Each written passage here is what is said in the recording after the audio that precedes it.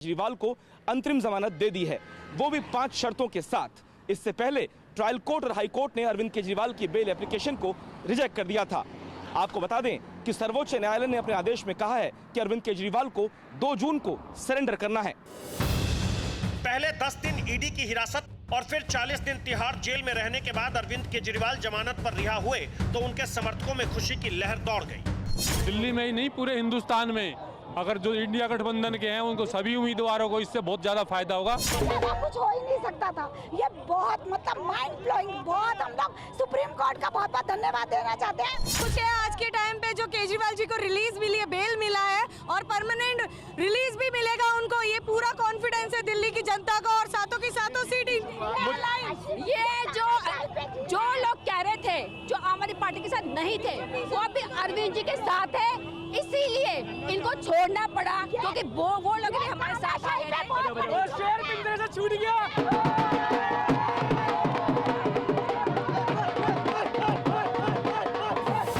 दिल्ली की 7 सीटों पर होने वाले चुनाव से पहले अरविंद केजरीवाल की रिहाई आम आदमी पार्टी और कांग्रेस की संभावनाओं को नया आकाश दे सकती है। सुप्रीम कोर्ट ने 7 मई को ही अरविंद केजरीवाल की रिहाई का इशारा कर दिया था। तब अदालत ने कहा था कि अरविंद केजरीवाल एक चुने हुए मुख्यमंत्री हैं, वो कोई आदतन अपराधी नहीं है। चुनाव 5 साल में होता है, ये कोई फसल कटाई जैसा नहीं है कि 4-6 महीने में हो जाए। इसलिए उनके जमानत पर प्राथमिकता से विचार करना चाहिए। और अब अंतरिम जमानत के आदेश के बाद अरविंद केजरीवाल तिहाड़ से बाहर आकर मुख्यमंत्री आवास पहुंच चुके हैं। रिहाई के बाद वो चुनाव प्रचार में जुटेंगे क्योंकि दिल्ली की सभी 7 सीटों पर 25 मई को चुनाव है। 25 मई को ही हरियाणा की सभी 10 सीटों पर मतदान होगा तो चंडीगढ़ की इकलौती और पंजाब की सभी 13 सीटों पर 1 जून को वोट डाले जाएंगे। इसके अलावा झारखंड की कुल 14 सीटों पर 13 मई से 1 जून तक 4 चरण में मतदान होगा। लेकिन अब केजरीवाल के अंतरिम जमानत पर तिहाड़ जेल से बाहर आने पर कांग्रेस को पिछले अंकगणित में बदलाव की उम्मीद है। स्वागत की बात है कि बेल मिली है, लेकिन जो कारण दिए हैं सुप्रीम कोर्ट ने उस समय इत्तेफाक नहीं रखता, क्योंकि सुप्रीम कोर्ट ने एक ही झटके में ये कह दिया है कि हिंदुस्तान में अलग अलग नागरिकता के लोग हैं, अलग अलग उनके अधिकार हैं। भाई आप सीएम हो, चुनाव है तो आपको क्यों बाहर होना चाहिए? किसी बढ़ई को क्यों नहीं, किसी ड्राइवर को क्यों नहीं, किसी डॉक्टर को क्यों नहीं? तो ये कहना कि कोई चुनाव कोई बहुत बड़ी चीज है, हर आदमी की जिंदगी में बड़े बड़े महत्वपूर्ण समय आते हैं। झारखंड में विपक्षी गठबंधन इंडिया की हिस्सेदार कांग्रेस, जेएमएम, आरजेडी और सीपीआई-एमएल लड़ रही है, लेकिन जेएमएम नेता और पूर्व मुख्यमंत्री हेमंत सोरेन भी ईडी के केस में जेल में बंद है।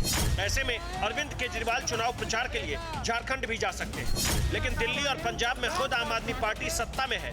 ऐसे में पार्टी का पूरा जोर सबसे ज्यादा इन दोनों राज्यों पर होने की पूरी संभावना है।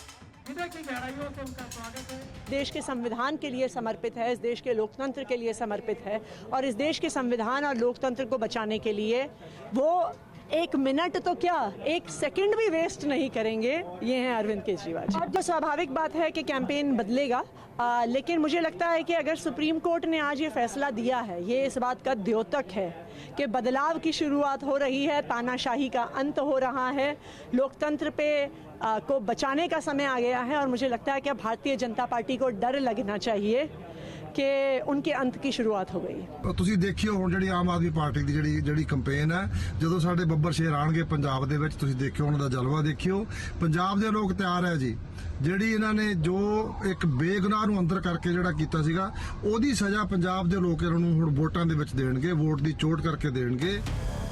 दिल्ली और पंजाब में अब की बार क्या होगा ये तो चुनावी नतीजे से पता चलेगा, लेकिन पिछली बार दिल्ली में क्या हुआ था पहले वो अंकगणित देखिए, फिर पंजाब की लोकसभा सीटों का पिछड़ा हिसाब भी आपको दिखाएंगे।